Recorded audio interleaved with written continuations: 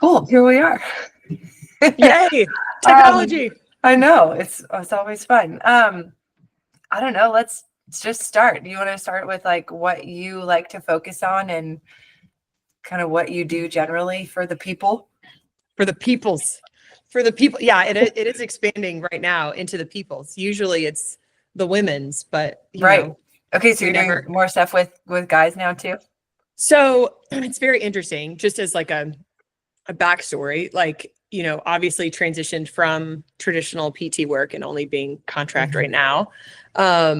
My focus was always on the people that looked like me, that, you know, that I didn't have the kind of support from my kids being 0 to 5 that I have now. Right. And I didn't feel like that there was a lot of the support that I felt like I wanted and needed and finally got in public spaces, really just like out and about, women hearing about that, especially moms. And so, of course, like the last 3 years have been really tailored towards overwhelmed, frustrated moms that are disconnected, moms that are transitioning into this, like, who am I now?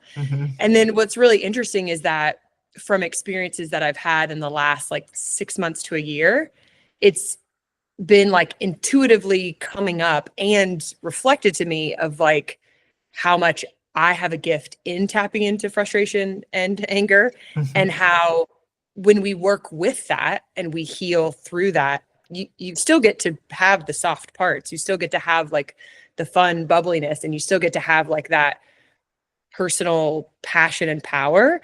But a lot of it is really rooted in you being able to touch those parts that feel kind of like, oh God, what is that? I wasn't taught to be able to express that or feel that or accept it or acknowledge it, even any of that. Yeah, that's usually where most people are starting, is I can't accept this. I don't want to acknowledge this.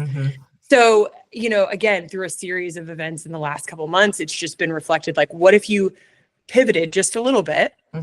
Still primarily women have this, you know, issue, I say, or just difficulty or a lack of learning. But what would it be like too for men to be able to express in a really embodied way some of their frustration, some of their hurt, some of their anger, and be able to have that modeled where, oh, like I could do this in a really healthy way. I don't have to project it out. I don't have to succumb to the stereotypes of men being whatever the stereotypes are that you want to subscribe to. So yeah, things are like shifting just a little bit, but I think at the root of it, it's really pushing back against this narrative that we as women have to form ourselves into this part of our life that is motherhood, and that means certain things. And I'm just really tired of the lack of feeling as though women can be empowered in any stage of life. And so that can mean a lot of different things. And so I think that's why these things are kind of shifting and morphing the way that they are. Yeah, that's cool. Well, and especially too, because it's like to be empowered, and like you said, in whatever stage of life can be different for every single person too. Yes. Which is kind of the part of the cool part of what you do. Yeah. And because it's, you know, business people, you have to niche down, you have to commit, you have to whatever. And we are probably both here to say that, like, that is maybe has a place, and yet there's still people, still non-moms, moms that are women that want to become moms or are not even married yet, that are really still struggling with these same things of like voicing or holding what they're feeling inside, being able to express and connect to anger and frustration. So like you just said, it goes through all planes of life, of like really being able to hold all of these different, interesting, sometimes crunchy things that are just swirling all around all the time. Yeah. And like learning how to navigate through even like the different seasons, how it'll change for the same person. Like, hold on, I feel this way, you know, in my 20s or in college. And now that, you know, further along in my career or wanting to switch careers, and what does that mean? What does success look like? And how does that translate to what's happening at home? And all kinds of layers to that. Yeah, absolutely. I love that. And like, there's that macroness that you like touched on. And then sometimes it's as simple and nuanced as like you're cooking dinner and you're like, what are we even doing here? Like, what is going on? And it's being able to even harness those small moments where our mind and our energetic body go all these different places, and just being like, huh, that's there. Okay, Yeah. cool. So I love that we get to like, broaden out all of these questions. And then we also just get to be in the moment where we're like, yeah, how did I get here? So I think that we often want to make things big of like how we want to be as a partner and as a mom and like what our purpose is. And then we also just get to learn to just be with the little pieces that pop up too, which is really what builds upon the whole thing. Exactly. Yeah. That's what I was thinking as you were talking. It's like those little moments in like freaking out about how somebody loaded the dishwasher, for example. It's those little moments are reflective of it's like all these little moments is what creates your life and how you do show up as a partner or in a career or whatever it is.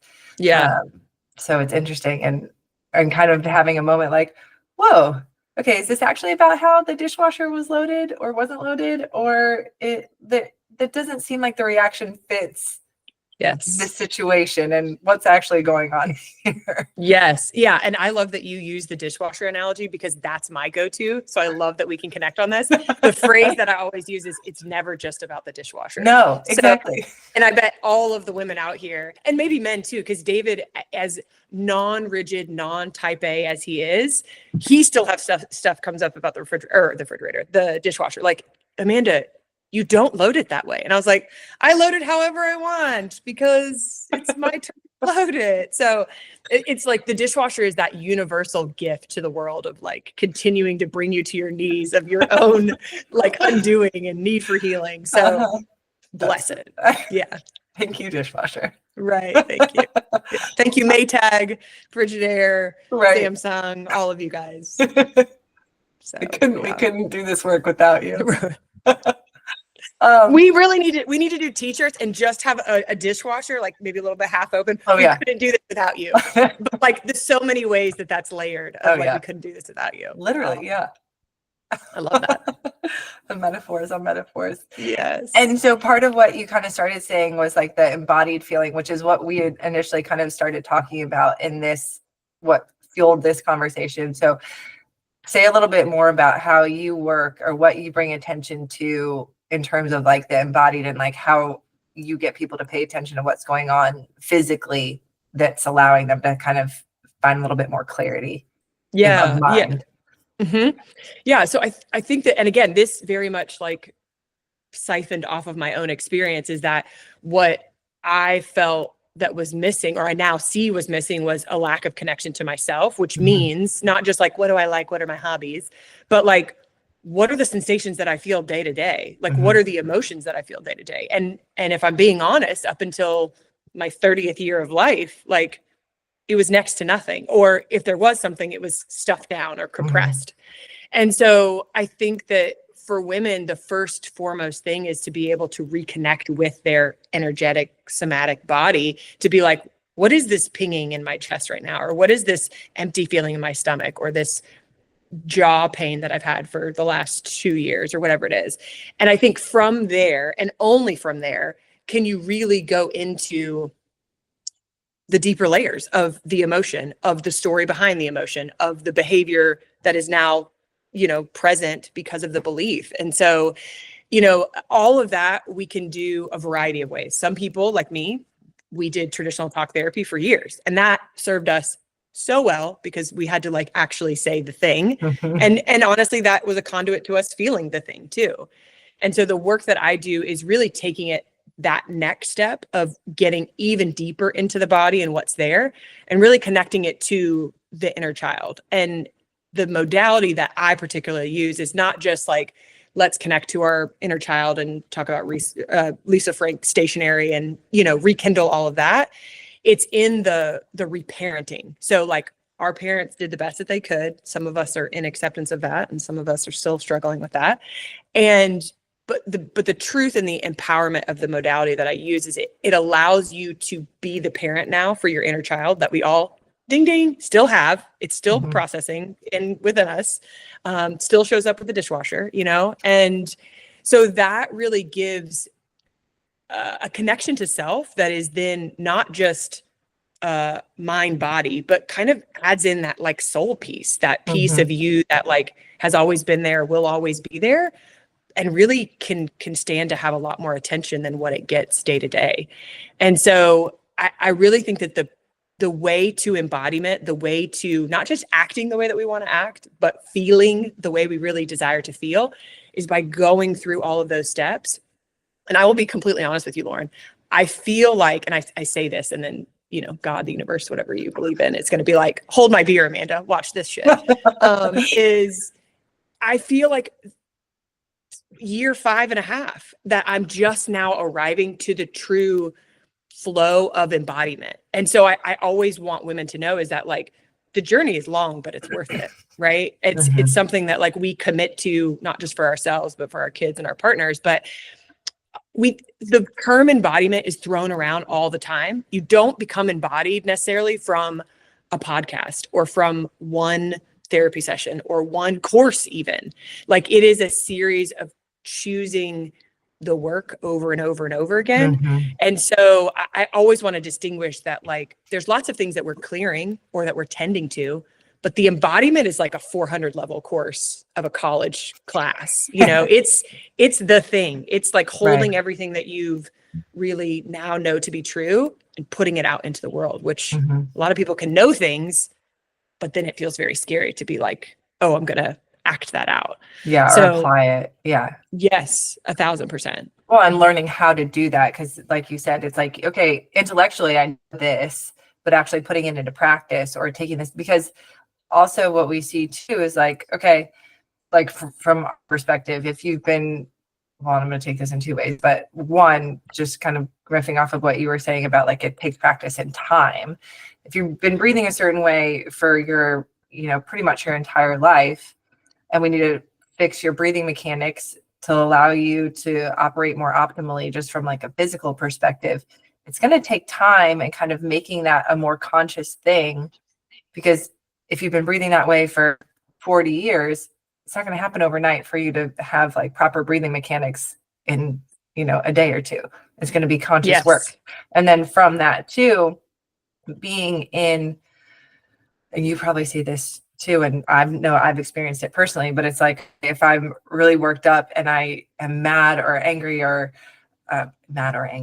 same, or anyway, upset, whatever, and I recognize that in the moment and I have a choice to make. Well, I can stay in this place or I can use the tools that I know I have available to move out of it. Oftentimes, at least for the first bit of putting it in practice, you're staying in that angry or upset space because one, that's what you're used to. It's more comfortable. And even though I know I don't necessarily want to be here, I'm not sure what that is over there. And that's unknown, which means potentially unsafe. And so getting used to a new norm, I feel like people need to understand takes time and practice. Like we always tell our clients, like, you're going to get out of this what you put into it. And I can give you the tools, but it's up 1,000%. to you to put it into practice. So yeah. And I love what you're sharing, because I think what some people misunderstand, I won't even say get wrong, what they misunderstand is that like that the in the moment experience of working on your breathwork mechanics or being in a breathwork journey or being in a healing session with me is that, or even just being out in the world, is that you have to, that this shift has to come in that moment. And very often it does not, very early on, because it's in the, I'm noticing that the mechanics are changing and I'm noticing that there's this protector coming up and I don't like it. And I'm worried about if I do relax into this breath, what's going to happen. All of that data is just as important to retrospectively look at on the back end so that you know what's coming next time and you know that you can respond differently. So I think a lot of people get frustrated because they're like, I'm not doing the thing right. And I'm like, okay, don't do it right. It's fine. You have the rest of your life to be able to a point, process, and then apply what you've processed to the next effort. Do you know? And so I always want to like take out the notion that the thing has to shift in that moment. It's very likely that the shifts happen afterwards. And then you get to apply them and you're like, oh, wow. Like my whole belly has just like opened up because I've stopped clenching and bearing down and not taking a full breath. And that's, I mean, that is the translation that I feel like is the powerful moment of pivoting. Right. Yeah. And we talk a lot about too, like the first step is awareness, like you're saying. It's not necessarily like whether it's in the moment or after the fact, often, especially when you're first starting out, it's like, you know, the next day or later that evening, you're like, oh man, I coulda, shoulda, woulda, whatever, used this thing that I knew I had available to me. Why didn't I think about that? It's like, well, of course you didn't think about it. You just started this process, whole thing. It's not going to happen like that. And that's okay. But at least you were even retroactively aware that that was available to you. Great. Now you'll recognize a little bit more easily next time. Keep moving forward, like progress, like one step back, maybe, or one step forward, maybe two steps back, but ultimately like you're still moving. So 1,000%. And I love that. So the modality that I use goes through or is based on 5 stages of healing, that being awareness, acceptance, getting to the root, the reparenting piece, and then integration. But what I love about my mentor creating that is that literally all of that could be applied to breath work or anything else. So like, yes, have the awareness, but also be an acceptance of like, that happened. I'm pissed. I have an option to get back into presence, back into my heart space, shift. I didn't. Cool. Doubling down on I didn't. I'm an acceptance of that. And then you get to, from there, go into like, why did I feel like I needed to double down on that argument? Or why did I feel like I needed to continue to like use those protectors and hold that breath and not shift into how like Lauren was wanting me to breathe. And then from there, you don't necessarily have to do the reparenting piece, but like I just love how like, I think if we just give ourselves more permission to just be in the work instead of doing the work, that it gives us that extra like, oh wow, like there's nothing expected of me right now. I just get to like be aware, be in acceptance, and be curious about why I showed up in that way. And it's like, how, again, it feels very simple, but we acknowledge that it's not always easy. Oh, a guy that's in our community said the other day, it's like, it's a perfect example of like basically easier said than done, or simple but not easy, like exactly what you're saying. It's like, yeah, cool, you can say that, but we talk a lot about, or I at least do say like, okay, it's gonna take a lot of patience and grace for yourself. And that might not be something that you're used to. Like the type of people that we often see are, you know, high achievers, want to get things done, a lot of perfectionist type mentalities. And it's like, yeah, no, it's not going to be perfect ever. And what is perfect anyway? Like it doesn't actually exist, I don't think. I love that you're bringing up that example, because, and what's so interesting, and what I watch clients that come into my containers do is they're expecting you to operate the way that culture does, their job does, maybe their wife does, maybe their parents do. And you're literally putting it at their feet. I'm not pushing you. That's you, right? And so when they realize that it's a me thing, they're like, oh, well, if I learned that I had to push myself and I had to get it right, then I can unlearn that or let that go whenever I want. And so I think that it also, we get to flip the mirror back and be like, no one's pushing you or asking you for it to be easy or hard or anything. Like that's the story you've created. And most people are like, damn. Or there's this overwhelming sense of probably emotion because them pushing back or whatever way that's showing up is actually okay. That like you and Taylor and I, like, we're not here to judge or push or do anything. We're just here to just hold the space for you to learn. And so I think a lot of people are taken aback by that because they want to apply everything else that's gone well in their life or that they've done well to this. And you're like, it's different. It's like, it's different. It's the produce and the meat department. It's different. Right. So I really love to watch people be like, especially the high achievers, because like that was me. I mean, I went into my initial healing container in the middle of COVID. And I can remember now my mentor being like, Amanda, we know that you're good at lots of things in your life. If you try to do that here, you will fail. Like, it's not going to work that way. And I was like, I'll show her. And so like, you know, it's just like, let them be in their space. Right. Yeah. You let them be in their space. And it's just, yeah, we get to meet them where they're at, and that too, just as they get to meet themselves and where they're at. Yeah. And the mindset shift, like that's one of our 6.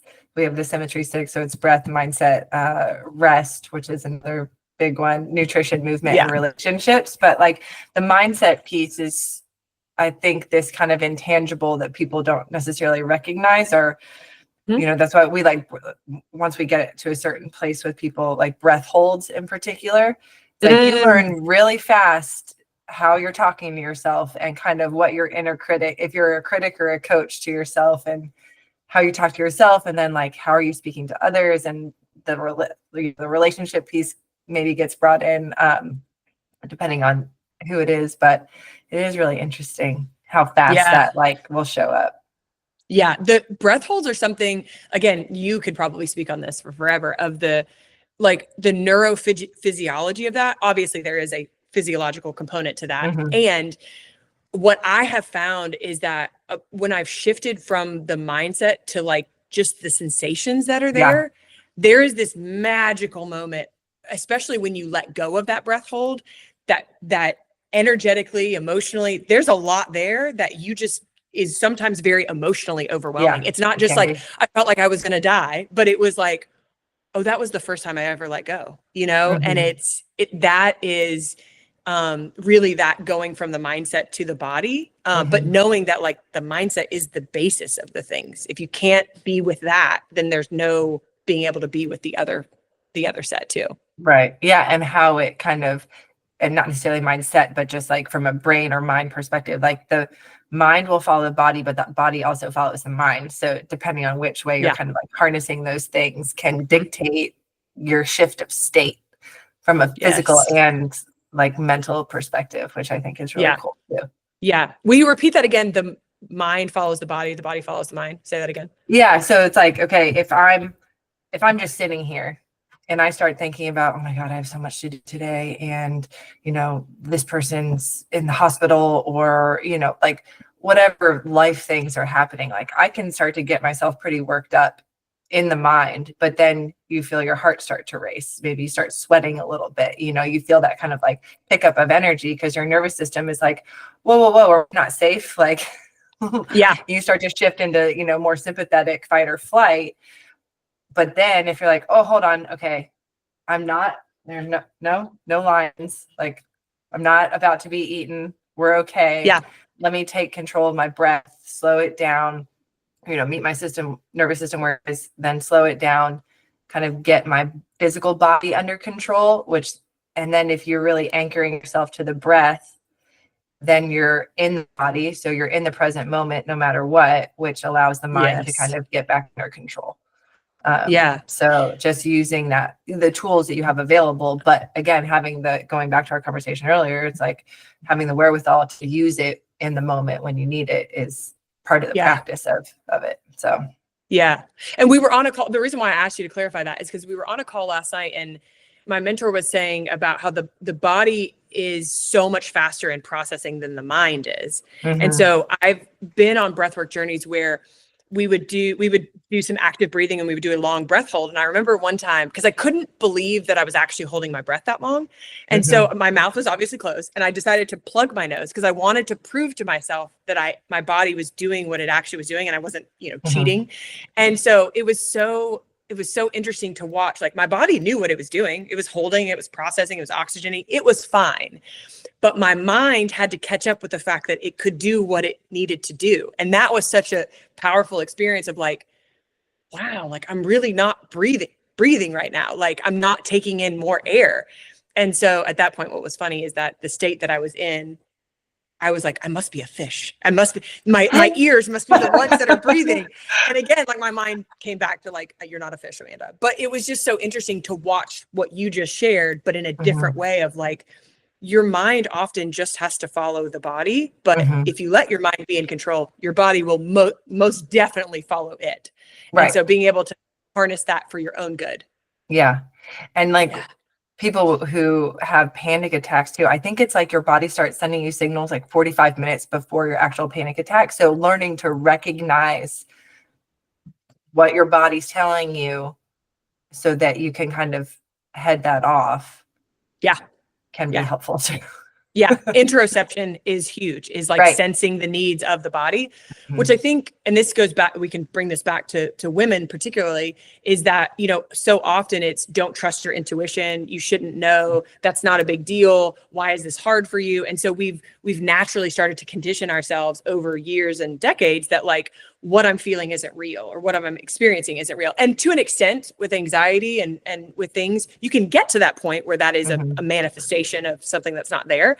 But a lot of times, like even just needing to pee, like, oh, I don't really need to pee. Like I can wait. Or like, I'm not really that hungry. Or I'm feeling one thing, but I feel like food is what I actually need when that's not really the thing. And so it's really, really interesting, this like increase in like ADHD and neurodiversity diagnosis, that we get to hold this chicken or the egg of like, well, is it that my interoception sucks because I've always been neurodivergent, or is it that the neurodivergence is part of a trauma response? And so many people want to know the why. And what I always bring them back to is, can you start to cultivate more interoception?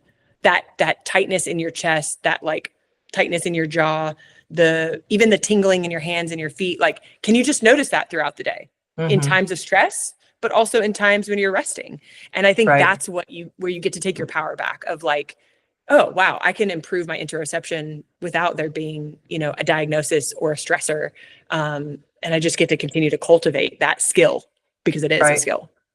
Yeah, no, it is for sure. And there's a study also, I'll have to find the exact, this isn't going to be right exactly, but it was basically like, I know it was with financial, maybe like investment bankers. And basically if they were able to sense their heartbeat, they did better financially. They had longer careers. Like there was financial implications, like and career wise, because they had that innate sense. And like you said, it's something that can be cultivated and improved too. So but it's interesting when you put it that way. It's like in a very tangible, result driven type of to be like, there's financial implications in this also. Yeah. Well, and I imagine that like, I think that, there can be tangible, but like it also, we can apply it to lots of different things of life, of course. Definitely. And I think that we can use the tangible for good as well. Cause it's like, I want to do this well, or I want to be efficient in this without it becoming everything. And I would love to know that study. That's awesome. Yeah, I'll find it. I'll find it and send it to you because somebody else asked for it recently too. But I mean, like, I guess I was using that more as an example for like the people who are like, what's this about? You know what I mean? It's like, no, there's, even if you're not fully subscribed, even though there are, I mean, I think why you and I both kind of started down this path originally based on what you've said is like, there's something going on here and I need a little bit more peace and calm in my life. And there's a way to tap into that. But then for the people who are like, I don't have time for that. Oh, wait, there's like other benefits.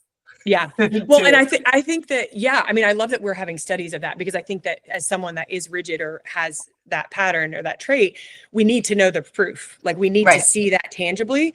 And so what I think is also really interesting is, and EQ kind of plays into all of this in a sense, but like there's also been studies done of like, you make more money when your EQ is higher. And so I have, still being a contract worker in a corporate space, I can tell you right now that I still watch people in high power positions be completely like incoherent to really, really present, energetic and emotional things that could not only help overall their productivity or their efficiency of their team, but also be in a space where they themselves are probably a little bit more fulfilled, and that it may actually change the course of their own career. And so this is not just for those that want to feel good or want to have a better connection with their, partners or their kids. Like it really, really does. And Simon Sinek is a perfect example of this. Yeah. He still runs his corporation. He still does all the things. And yet he's still very in tuned with what is going on within. Absolutely. Yeah. And to that point too, because we're in tax season right now when we're recording this, like both of our services are, I mean, I would imagine, especially if you're applying it from that perspective, would be a tax write-off, right? For coaching clients. Because it's stuff that you're applying in the workplace for leadership. Like if I'm more in control of myself and my emotions and my responses versus reactions, I'm going to be a better leader. I'm going to be hopefully having a more cohesive team, or even if I'm not a leader, interacting with my colleagues from a more level-headed place. Or as an entrepreneur, obviously, like, so just for anyone who ends up listening, 1,000%. And even over and above, like, And also people not can, an accountant. right, not, Disclaimer. absolutely not, absolutely Someone not. fact check me. Yeah.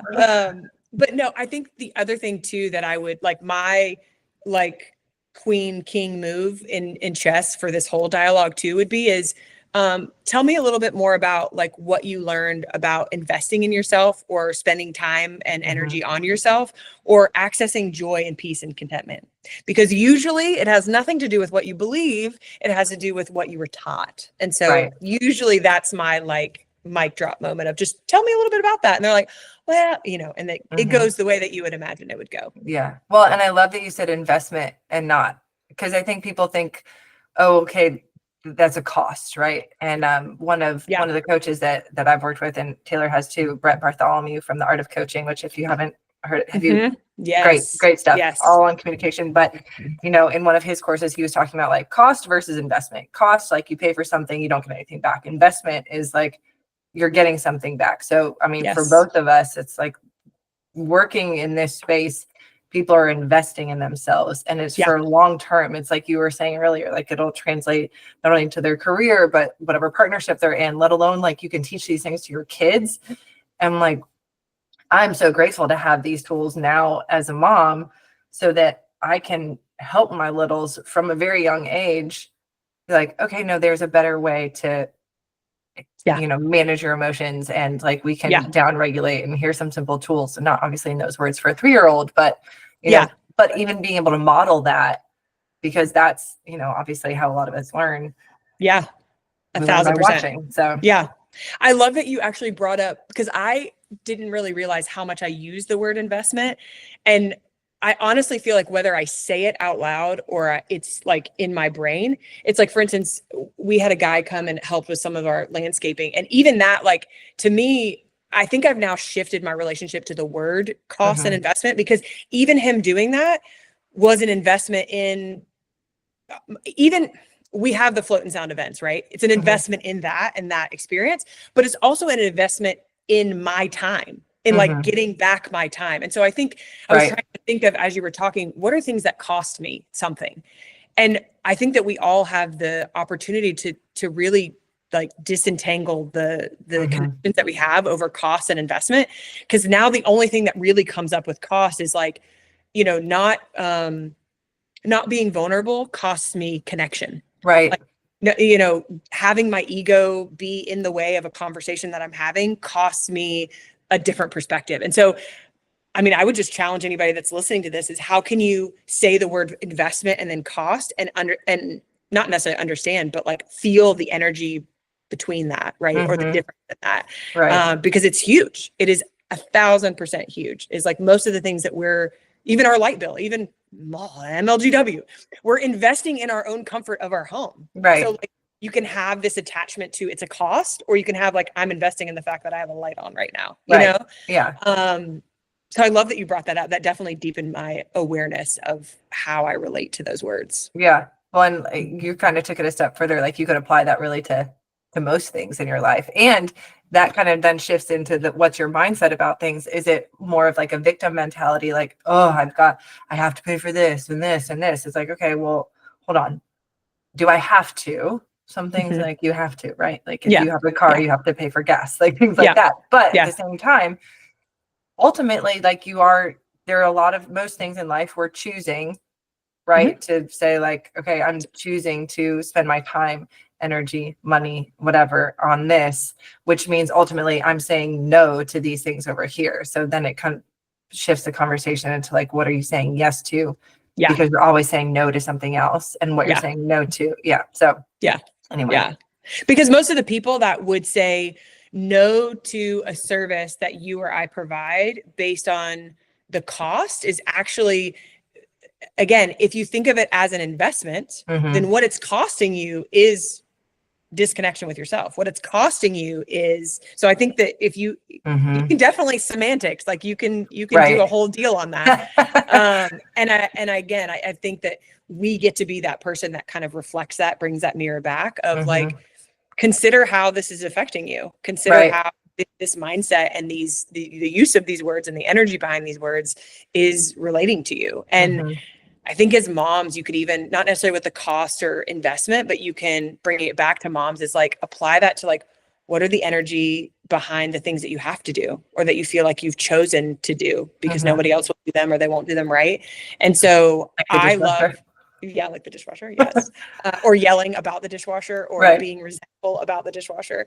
So yeah, there's so many things there that like, I love people. From what my feed is saying on Instagram, everyone is trying to like shit on mindset and that all that's traditional therapy. It starts somewhere. And a lot of that power comes from your mind first. And so I really, that the modality that I use is a mind body tool. It is not just a body tool. You have to have your mind to connect the correlation to it. Right. Interwoven.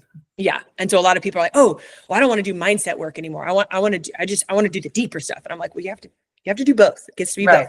Yeah. So it can be both. It doesn't, it's not either or. Right. Absolutely.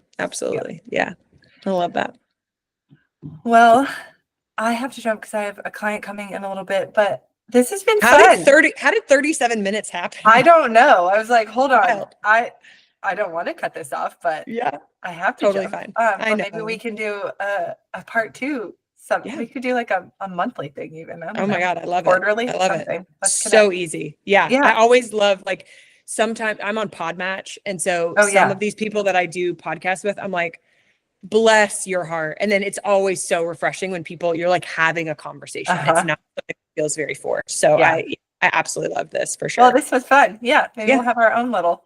Yeah. Lauren and Amanda time. Yeah. Excellent. All right, my dear. Well, have a great rest of your day. Thank you. Yeah. I'll talk to you soon. Okay. Bye. Bye.